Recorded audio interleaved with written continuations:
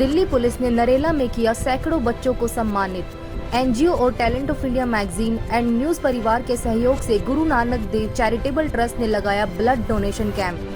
Dream social welfare Kaushal Vikas Sangathan registered NGO बाकनेर शाखा कार्यालय पर 1 वर्ष तक दिल्ली पुलिस की तरफ से लड़कियों को किसी भी अनहोनी या हमले से बचने के लिए जूडो कराटे सेल्फ डिफेंस प्रशिक्षण प्राप्त बच्चों को प्रमाण पत्र वितरित करने के लिए Delhi police joint DCP Shri Rishi Pal ji की धर्मपत्नी व मशहूर सिंगर ममता चौधरी जी व Delhi police north DCP office head constable Mamta ji ने प्रमाण पत्र वितरित किए और ब्लड डोनेशन कैंप में सभी रक्तदाताओं को सम्मानित किया। इस अवसर पर वरिष्ठ समाज सेवी Naresh Kumar, talent of India magazine and news प्रबंधक रोहतास सिंह योगी, आशा वर्कर श्रीमती गीता दहिया, पूर्व प्रत्याशी आनंद खत्री, श्रीमती राजबाला मोहन सिंह, हेमलता, राजीव, नरेश योगी, रोहित प्रजापति, महावीर प्रजापति व बड़ी संख्या में महिलाएं और वरिष्ठ समाज सेवी मौजूद रहे। संगठन अध्यक्ष श्रीमती संगीता राजकुमार योगी जी ने सभी अतिथियों का पुष्पमालाओं से स्वागत किया। बच्चों ने भारतीय संस्कृति से जुड़े गीतों के मधुर संगीत पर नृत्य पेश किया।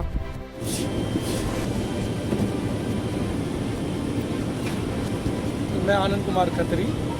आज हमारे योगी जी हैं पत्रकार, जिन्होंने ब्लड डोनेट कैंप लगाया हुआ है, तो बड़ा ही अच्छा वो उन्होंने ये कदम उठाया है जो ब्लड डोनेट कैंप लगाया है, और मैं बड़ा आभार प्रकट करता हूं कि आज मैं ब्लड डोनेट कर रहा हूं। कितनी दफ़ा ब्लड दे चुके हैं आप? काफ़ी दफ़ा देख लो, याद ही नहीं है, जब मौका लगता है जब ब्लड देते। तो कितनी खुशी महसूस होती है? बड़ी खुशी महसूस होती है कि भाई कुछ हम अच्छा काम कर रहे हैं, अच्छा कार्य कर रहे हैं ब्लड देने। देवेंद्र जी, ब्लड दिया, किस तरह का महसूस हो रहा है आपको? नहीं, बड़ी खुशी हुई, अपने देश के लिए कुछ जो हो सकता है वो तो किया। कैसे पता लगा इस चीज़ का? इसका ये प्रदीप है जी, दुकान जो सामने है, हाँ हाँ, उन्होंने फ़ोन किया था मेरे को। 15 अगस्त को भी मैं आ नहीं पाया था, मैं था नहीं यहाँ पे, तो आज मौका मैं छोड़ना नहीं चाहता था। ये खुशी का संस्था है, बहुत अच्छी संस्था है जी, जिसके बारे में प्रदीप ने हमारे को बताया था, और ये आए दिन ये अच्छे काम करती रहती है। नाम क्या आपका? सोनू। कितनी दफ़ा ब्लड दे चुके हैं? पहली बार। पहली बार। कितनी उम्र हो गई आपकी? 23 साल। हाँ, 23 साल। 23 साल। तो आज पहली बार ब्लड दे रहे हैं, कैसा महसूस हो रहा है? बहुत अच्छा महसूस हो रहा है। कैसे पता लगा? पता तो पहले लगा था, जब मैं दे नहीं पाया था, तो आज भाई ने फ़ोन किया सुबह कि आप कैंप लगा हुआ, मगर ठीक हूँ। अच्छा लग रहा है? अच्छा लग रहा है। और हो क्या क्या हो गया? और तो सभी को यही बोल रहे हैं कि भाई टाइम के अनुसार सब लगेगा चाहिए। नाम क्या सर आपका? अमित कुमार। अमित जी, कहाँ के रहने वाले हैं? मैं श्रीनगर का। कैसे पता लगा सर कैंप के बारे में? तो पता नहीं, सब मैंने देख लिया, तो मैं चलो आ जाते हैं। तो कैसा महसूस हो रहा है? पहले कितनी दफ़ा देख चुके हैं आप? सर मैं पहले देखता था, होटल लाइन में था पहले वो, तभी करते रहते थे, तो कैंप लगता था।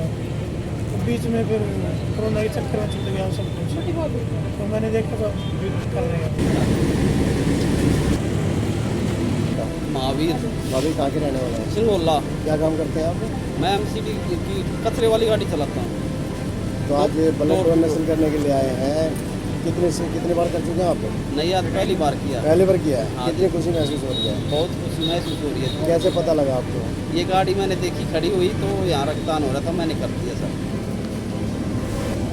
ऐसा नाम क्या आपका? राजेश कुमार। राजेश जी, जी। ब्लड डोनेट कर रहे हैं, कैसा महसूस हो रहा है आपको? ब्लड डोनेशन करना अच्छी चीज़ होती है, इन फ्यूचर किसी के काम आए, या हमें भी, हमारे बच्चे या बूढ़े बुजुर्ग के लिए कभी भी दिक्कत पड़े तो उनके लिए हम वापस ले सकते हैं। इसीलिए डोनेट किया जाता है कि जो किसी के बच्चों के लिए। कितनी बार काम ब्लड डोनेट कर चुके हैं आप? मैं तीसरी बार कर रहा हूँ। तो कैसे पता लगा इसका? कैसे पता? ये एक्चुअली संस्था है अपनी यहाँ पे, तो टैलेंट ऑफ इंडिया के नाम से है, अपने भाई जानकार हैं, तो उनसे पता लगा, तो फिर अपना यहाँ पे डोनेट करने की इच्छा हुई। सर नाम क्या आपका? अमन बात है। कहाँ के रहने वाले सर? नहीं, कोई बात नहीं। कितने दफ़ा ब्लड दे चुके हैं आप पहले? पता नहीं, रेगुलर भी देते हैं, साल में एक। गिनती नहीं है? गिनती नहीं है। कैसा महसूस हो रहा है? अच्छा ही। कैसे पता लगा इसका?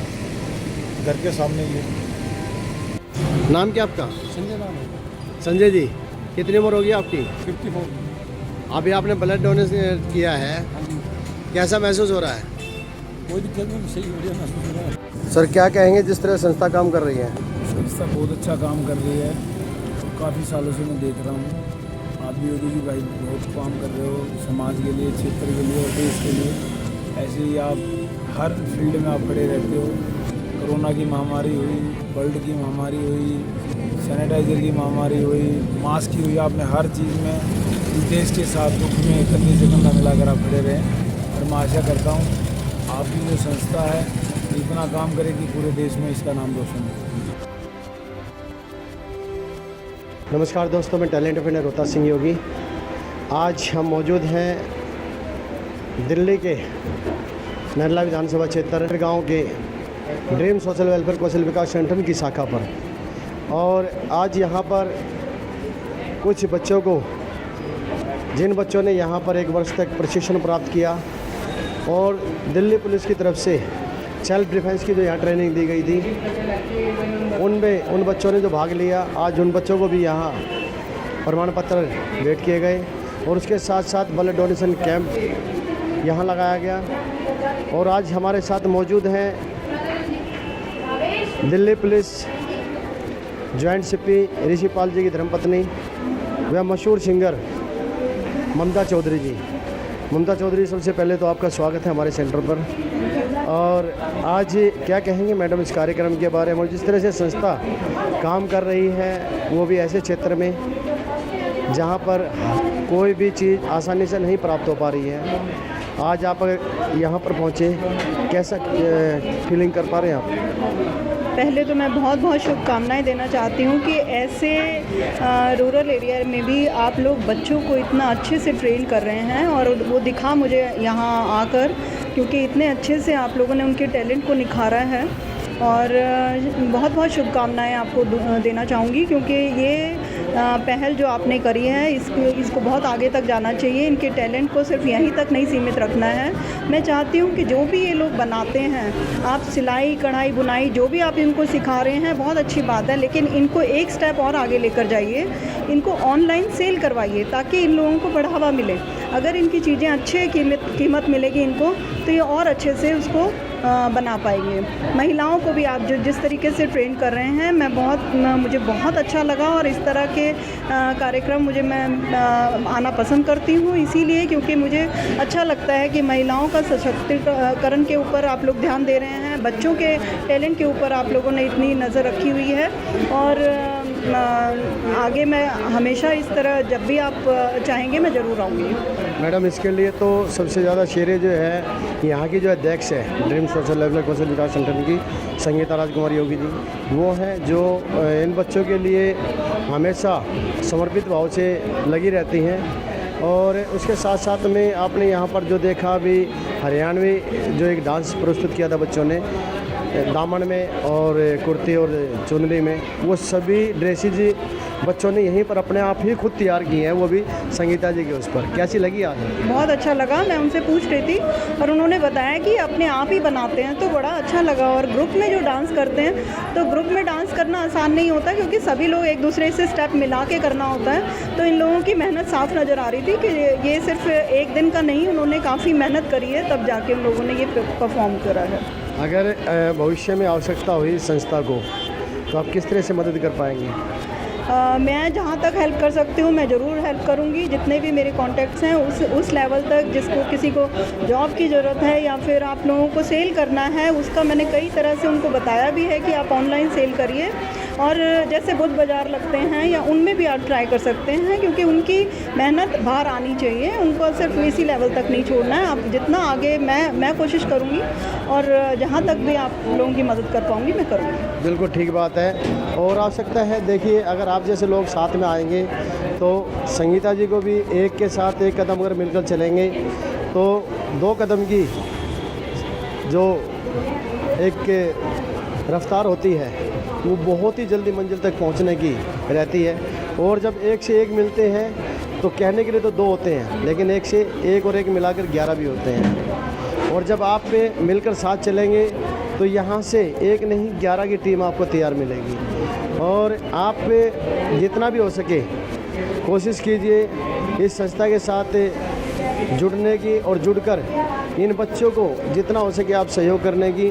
और मैं अपने दर्शकों को एक चीज़ और मैं बता दूं, मैडम का एक सपना है कि वो एक वृद्ध आश्रम में सेवा करें और वो चाहते हैं कि संस्था के साथ मिलकर इस तरह का भी कुछ काम किया जाए।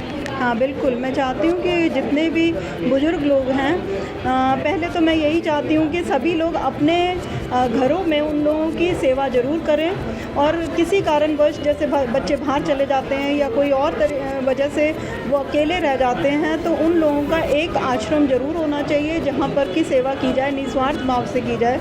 और वृद्ध आश्रम जैसे कि काफ़ी अब प्रचलित होता जा रहा है, क्योंकि बच्चे इतना ध्यान देते नहीं हैं जो कि देना चाहिए। अगर माँ बाप इतना अच्छे से बच्चों को पाल पोस के बड़ा करते हैं तो उनका भी कुछ फ़र्ज़ बनता है कि जिस टाइम वो नहीं अपना हाथ पैर से जो चल पा रहे हैं या ठीक से नहीं कर पा रहे हैं, अपना काम भी नहीं कर पा रहे हैं, उस वक्त हमारा ये कर्तव्य बन जाता है कि हम उनकी सेवा करें। ऐसा कुछ क्या फील्ड में आपने देखा कि जो आपके मन में ये चीज़ है कि वृद्ध आश्रम की तरफ जो है बढ़ना चाहिए, एक कदम और बढ़ा के उन बुजुर्गों की सेवा करनी चाहिए? ऐसा आसपास में ही बहुत कुछ देखा। जैसे हम लोग जैसे जिस कॉलोनी में रहते हैं तो वहाँ पे बुजुर्ग अकेले रह रहे हैं, और अगर हस्बैंड की डेथ हो गई है तो वाइफ अकेले रह रही है, या बच्चे बाहर चले गए हैं तो उनको कोई देखने वाला नहीं है। तो वो सब देख के बड़ा ही दर्द होता है, और फिर उनके लिए कुछ ना कुछ इस तरह का सहारा ज़रूर होना चाहिए ताकि उनकी सेवा हो पाए। बिल्कुल ठीक बात है। और मैं अपने नौजवानों को एक बात और कहना चाहूँगा कि देखिए, बुजुर्ग एक दिन हम सभी को होना है, और अगर आपके पास आपके माता पिता हैं तो आप उनकी सेवा कीजिए, नहीं तो आप उन लोगों से पूछिए जिनके माँ बाप नहीं हो। कोशिश करते हैं कि वो किसी भी बुजुर्ग को, किसी बुजुर्ग दंपत्ति को अपने माँ बाप की तरह रखकर उनकी सेवा करें। और आज जो वृद्ध आश्रम जो बढ़ते जा रहे हैं उसका मुख्य कारण यही है कि हमने अपने बच्चों को अपनी संस्कृति से दूर रख दिया, जिसके चलते वो सिर्फ़ और सिर्फ पढ़ाई और उसके बाद जॉब, उसके बाद अपने घर की जो संस्कृति है, घरेलू संस्कृति, अपनी संस्कारी संस्कृति है, वो उसको भूल गए और सिर्फ वो अपना कमाने में ही अपना दिनचर्या व्यतीत कर देते हैं। उसके बाद वे स्वयं में एक स्वयंभू होकर रह गए हैं। तो ऐसा नहीं होना चाहिए। ममता जी ने बहुत ही करीब से इन चीज़ों को देखा होगा और देख भी रहे हैं। तो जिसको लेकर आज उनके मन में दर्द था, तो आज वो दर्द भी बयां कर दिया आज हमारे चैनल के माध्यम से। और हम धन्यवाद करते हैं मैडम, आपने अपना कीमती समय निकाल कर यहाँ पर पहुँचे, उसके लिए आपका बहुत बहुत धन्यवाद।